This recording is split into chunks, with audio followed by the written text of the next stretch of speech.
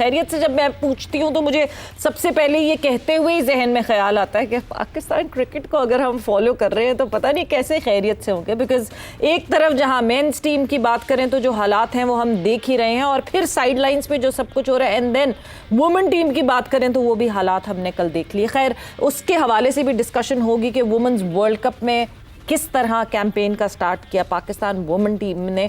मगर साथ ही साथ जहां मेंस टीम की हम बात करें या ऑल ओवर पाकिस्तान क्रिकेट के अफेयर्स की बात करें तो कुछ अजीब ही हो रहा है। कुछ सिलसिला ऐसा चल रहा है कि आपको लगता है कि आपने सीधे हाथ मुड़ना है, मगर अचानक से आप उल्टे हाथ मुड़ जाते हैं, क्योंकि खबर कुछ और आती है, होता कुछ और है और सिलसिला कुछ और बैठता है। It is so confusing. मगर आज कन्फ्यूजन को दूर करने के लिए बहुत बड़ी प्रेस कॉन्फ्रेंस सेट की गई। एंड बड़ी से मेरा मतलब ये कि बहुत सारे लोग सामने आए। ऑलमोस्ट अगर मैं गिनना शुरू करूं तो 6 से 7 लोग थे जो कि स्टेज के ऊपर मौजूद थे, और लग रहा था कि बहुत बातें होनी है, बहुत डिस्कशन होनी है। उसमें सबसे पहले चेयरमैन मोहसिन नकवी साहब, चेयरमैन पीसीबी मोहसिन नकवी साहब भी मौजूद थे, माइक हेसन मौजूद थे, आकिब जावेद मौजूद थे, सुमेर साहब, सैयद सुमेर साहब मौजूद थे, जावेद मुगल साहब मौजूद थे। There was a huge panel. मगर वो कहते हैं ना, खोदा पहाड़ निकला चूहा, कि जिस पे बात होनी थी, जो इतनी दिनों से बातें चल रही थी, वो बातें हमें सुनने को नहीं मिली। जो हम शायद सोच रहे थे कि शायद इस हवाले से कोई बात होगी, कुछ तब्दीलियां होंगी, तब्दीलियां हुई, मगर बड़ी तब्दीली जो है वो सेंट्रल कॉन्ट्रैक्ट के हवाले से हुई। क्या बातें हुई, क्या गुफ्तगू हुई, वो तो हम अभी अपडेट जानेंगे जब हमारे कोरेस्पॉन्डेंट हमें ज्वाइन इन करेंगे। मगर उससे पहले जाहिर सी बात है इन चीज़ों के ऊपर डिस्कस भी करेंगे, और वो डिस्कशन करने के लिए हमारे साथ मौजूद हैं पाकिस्तान के senior most sports journalist Mirza Iqbal Baig. Iqbal साहब अस्सलाम वालेकुम and welcome to the show. वालेकुम अस्सलाम सवेरा, बहुत बहुत शुक्रिया आपका। दूसरी तरफ जी, अब हमारे सीनियर स्पोर्ट्स कोरेस्पॉन्डेंट हमें ज्वाइन इन करेंगे। कादिर ख्वाजा हमारे साथ मौजूद हैं। और कादिर, ये जो गूगली इस वक्त जो है पाकिस्तान क्रिकेट बोर्ड की पूरी मैनेजमेंट की तरफ से ये मीडिया को दी गई है, ये ज़रा इसको इस पजल को जोड़े और पजल को जोड़ के सामने रखें कि it was all about central contracts, या इतनी सारी जो पिछले 3-4 दिनों से कहानियाँ गर्दिश कर रही थी, खबरें गर्दिश कर रही थी, क्या हुआ उनका? देखिए सवेरा, पाकिस्तान क्रिकेट बोर्ड के जो बड़े थे उनमें chairman Pakistan cricket board Mohsin Naqvi भी मौजूद थे, सीईओ जो है वो अहमद सैयद थे, डायरेक्टर मीडिया थे, उसके साथ एडवाइजर टू चेयरमैन थे, और आकिब जावेद थे, और उसके साथ डॉक्टर जावेद मुगल भी मौजूद थे। तो ये पैनल जो है वो जब प्रेस कॉन्फ्रेंस करने आया उससे पहले जो है वो मीडिया को ब्रीफ किया गया सेंट्रल कॉन्ट्रैक्ट की कैटेगरीज के हवाले से। जो 5 कैटेगरीज बनाई गई हैं, नई कैटेगरीज को शक्ल दिया गया है, जिनमें जो वो पहली कैटेगरी होगी वो AB जो कैटेगरी होगी, जिसमें 2 फॉर्मेट होंगे, टेस्ट और वनडे। जो खिलाड़ी टेस्ट और वनडे खेलेंगे उनको AB कैटेगरी दी जाएगी। जिनको A कैटेगरी मिली है वो सिर्फ और सिर्फ टेस्ट क्रिकेट ही खेल सकते हैं। उसके साथ साथ B और C कैटेगरी में वाइट बॉल है, वनडे और T20 के प्लेयर्स। फिर उसके बाद जो C कैटेगरी है उसमें स्पेसिफिकली C कैटेगरी में जो है वो T20 क्रिकेट के प्लेयर्स शामिल होंगे। D कैटेगरी में NCA डेवलपमेंट और इमर्जिंग खिलाड़ियों को जो उन कैटेगरी है वो दी गई है सेंट्रल कॉन्ट्रैक्ट की। और इस हवाले से वाज़ेह किया गया है कि जिनकी फिटनेस का म्यार बेहतर होगा, 80% जो है वो तमाम जो चीज़ें हैं वो अब कंप्यूटर बेस्ड होंगी, और 85% कंप्यूटर बेस्ड होंगी, 15% जो है वो इंसानी हाथों में, मतलब के सिलेक्टर्स के हाथों में, और डॉक्टर जो मेडिकल पैनल होगा उसके हाथों में रह गई हैं। तो अब तमाम तर जो फैसले होंगे वो कंप्यूटराइज्ड होंगे, डॉक्यूमेंट्स बेस्ड होंगे, और उनके परफॉर्मेंस का जायजा भी डॉक्यूमेंट्स की बुनियाद पर दिया जाएगा। चेयरमैन ने वाज़ेह तौर पर कहा है कि जो डोमेस्टिक क्रिकेट नहीं खेलेगा उसके लिए पाकिस्तान क्रिकेट टीम के दरवाजे और पाकिस्तान क्रिकेट बोर्ड के दरवाजे बंद हो चुके हैं, और जिनकी फिटनेस का म्यार भी अच्छा नहीं होगा उनका भी जो है वो दरवाजे बंद हो चुके हैं। तो अब ये खास तौर पर मैं आपको थोड़ा सा ब्रीफ कर दूं कि टेस्ट क्रिकेटर्स के लिए भी, खास तौर पर जो टेस्ट क्रिकेटर्स मौजे करते रहते थे, इतनी ह्यूज अमाउंट उनको पाकिस्तान क्रिकेट बोर्ड देता था, और उसके बावजूद वो डोमेस्टिक क्रिकेट को तरजीहात में शामिल नहीं करते थे। अब उनके लिए भी कंपलसरी कर दिया गया कि वो टेस्ट क्रिकेट यानी स्पेसिफिकली रेड बॉल क्रिकेट को ही फरोग देंगे और वही खेलेंगे। उनके लिए T20 क्रिकेट या फ्रेंचाइज क्रिकेट के दरवाजे बंद हो चुके हैं। जो T20 और जो लीग क्रिकेट के जो उनको फॉर्मेट का जो कैटेगरी बनाई गई है और उसके साथ वनडे के प्लेयर हैं, उनको सिर्फ 2 लीग्स खेलने की इजाजत होगी। अलबत्ता डोमेस्टिक क्रिकेट में खास तौर पर जो वनडे कप होता है और T20 नेशनल T20 कप होता है, उसके साथ साथ जो बाकी डोमेस्टिक के जो मुख्तलिफ कैटेगरीज हैं उनको ज्वाइन करना बहुत लाजमी होगा।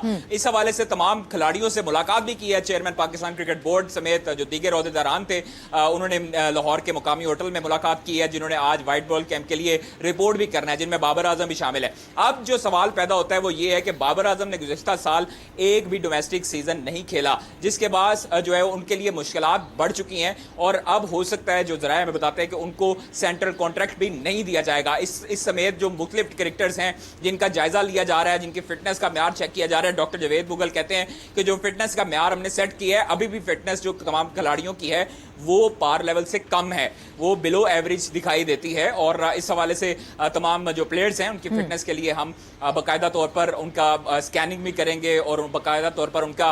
अच्छा कादिर, प्रेस कॉन्फ्रेंस में जो है वो यूनुस खान की भी बात पूछी गई, मोहम्मद हफीज की भी बात पूछी गई। ये वो दो सवाल थे जो कि पिछले एक हफ्ते से, इनफैक्ट एक हफ्ते से भी ज्यादा हो गया, गर्दिश कर रहे थे मीडिया में कि वो हिस्सा बन रहे हैं पाकिस्तान क्रिकेट बोर्ड में, किसी ना किसी पोजीशन पे आ रहे हैं। कभी हेड कोच टेस्ट क्रिकेट की बात हो रही थी तो कभी कोई बात हो रही थी, जिसको मोहसिन नकवी साहब ने एक मुस्कुराहट में कहका लगाते हुए जो है वो रद्द कर दिया। तो कोई ऐसी खबर जो है वो सिर्फ मीडिया की बनाई हुई हाइप थी?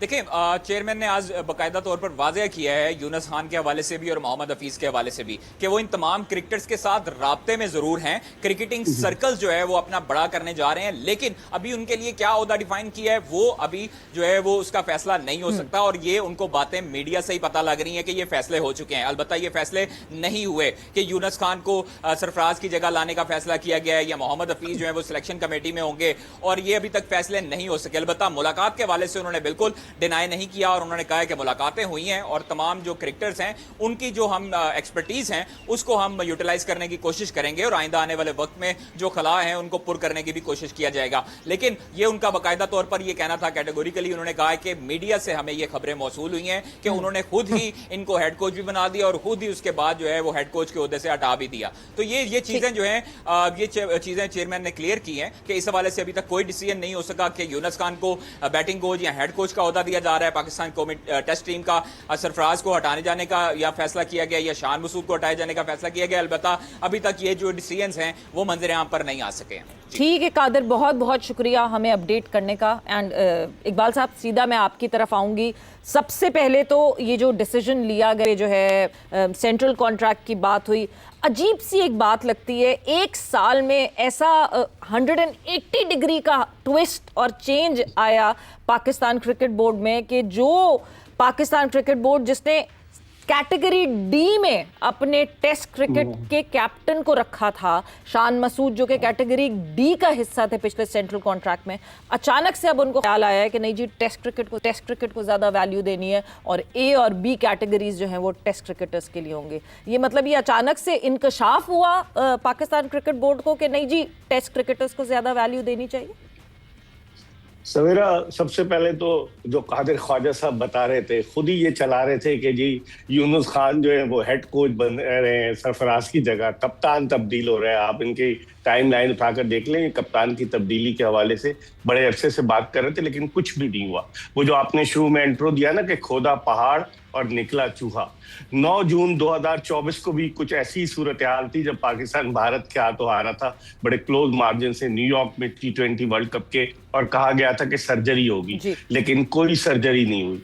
अब उसके बाद जो सूरत हाल तब्दील हुई, इतने सारे टेस्ट क्रिकेटर, और वो जो आपके कॉरेस्पॉन्डेंट कह रहे थे कंप्यूटराइज, तो भाई अगर कंप्यूटराइज कर रहे हैं तो रोबोट मंगा लें। 80% वो कह रहे हैं कंप्यूटराइज्ड होगा, तो क्या थ्रू रोबोट आप क्रिकेट को चलाएंगे? कैसे क्रिकेट चलेगी? और आकिब जावेद साहब बड़ी दीदा दिलेरी के साथ बैठे हुए अपनी फिलॉसफी जा रहे थे। मैं समझ रहा हूँ कि प्रोफेसर का खिताब हफीज के बजाय आकिब जावेद को मिलना चाहिए, जिस ऐसे अंदाज से वो चीजों को घुमा रहे थे और बता रहे थे। आप मुझे बताएं सवेरा, आप इतने अरसे से कवर कर रही हैं, प्रोग्राम कर रही हैं, कितने टेस्ट क्रिकेटर्स आए पाकिस्तान क्रिकेट बोर्ड 6 फरवरी 2024 के बाद से मैं बात कर रहा हूं, जब नकवी साहब पीसीबी के चेयरमैन बने, कितने टेस्ट क्रिकेटर्स आए और क्या हुआ?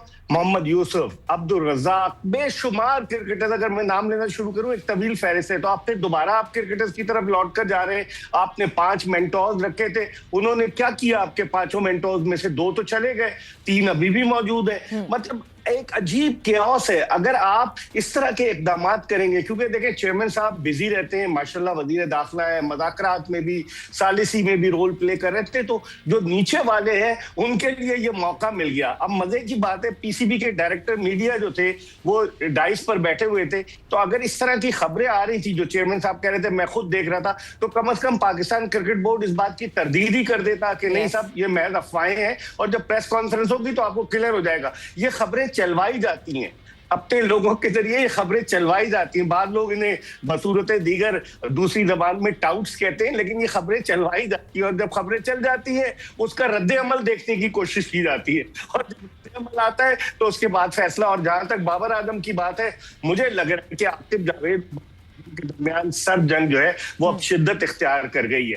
जो ये नए फैसले किए जा रहे हैं, बाबर आजम आपका जो पीएसएल का टॉप स्कोरर था, तो आप उसको T20 से कैसे निकाल देंगे कि सिर्फ टेस्ट क्रिकेट? और वो मेरी समझ में नहीं आ रहा है, ये चेयरमैन साहब को जो मशवरे दे रहे हैं वो शाह से ज्यादा शाह के वफादार बनने की कोशिश कर रहे हैं, और पाकिस्तान क्रिकेट को बेहतरी की तरफ ले जाने के बजाय तनज़ुली की तरफ लेकर जा रहे हैं। बिल्कुल। और इकबाल साहब, मतलब मुझे एक बात ये नहीं समझ आती, ये जो जिस तरह आपने अभी जिसका जिक्र किया कि जब ये नाम रोटेट किए जाते हैं, ये नाम मीडिया में फ्लोट किए जाते हैं, लगता ऐसा ही है कि आप जो हैं देख रहे हैं कि कितना कितना जो है वो पानी गर्म है, कितना जो है आप इस पे कोई डिसीजन ले सकते हैं या नहीं ले सकते हैं, वो इसी तरह वो फ्लोट किए जाते हैं। मगर वो नाम फ्लोट, वो सिर्फ नाम नहीं है, वो हमारे फॉर्मर टेस्ट क्रिकेटर्स हैं, वो हमारे लेजेंड्स हैं। क्या उनके साथ रिलेशनशिप खराब होने की हम इस पे नहीं सोचते कि इस पॉइंट ऑफ व्यू पे इस वक्त यूनुस खान क्या सोच रहे होंगे? क्योंकि बैक हैंड पे मीटिंग्स तो हुई हैं, ये तो मोहसिन नकवी साहब ने खुद भी अग्री किया। मोहम्मद हफीज क्या सोच रहे होंगे? क्या ये उनके लिए डॉन्टिंग नहीं होता? एक म्यान में दो तलवारें नहीं रह सकती, बल्कि तीन तलवारें। आकिब जावेद तो ऑलरेडी मौजूद है सवेरा, अब यूनुस खान बहुत बड़ा खिलाड़ी है पाकिस्तान के लिए, 10,099 रन बनाए, टॉप रन गेटर। हफीज भी पाकिस्तान का एक नाम रहा है। तो मैं सोच रहा था कि यूनुस खान और हफीज, क्योंकि आकिब जावेद टर्म्स डिक्टेट करा रहे हैं, इसमें कोई शक नहीं कि आकिब जावेद की बड़ी नॉलेज, लाहौर कलंदर्स के साथ इब्तिदा में नाकामियां उनके हिस्से में आई, फिर उन्होंने कामयाबियां भी देखी, लेकिन अब वो जिस तरीके की जो मंतक पेश कर रहे हैं वो मंतक समझ में नहीं आती। और मुझे तो यही लग रहा है कि एक म्यान में तीन तलवारें नहीं रह सकती, क्योंकि आप देखें जब यूनुस खान का नाम फ्लोट हुआ तो उससे पहले ही आपने 49 खिलाड़ियों के नामों का ऐलान कर दिया कि कैंप के लिए, तो फिर हेड कोच, फिर कामरान गुलाम का नाम नहीं है, कई लोगों के नाम नहीं, तो हेड कोच अगर वो आ रहे थे तो उनसे कंसल्टेशन तो जरूरी थी ना, कंसल्टेशन भी नहीं हुई। तो इसका मतलब है खेल जो है वो जारी है, अब इस खेल का इख्तिताम क्या होता है ये देखना होगा।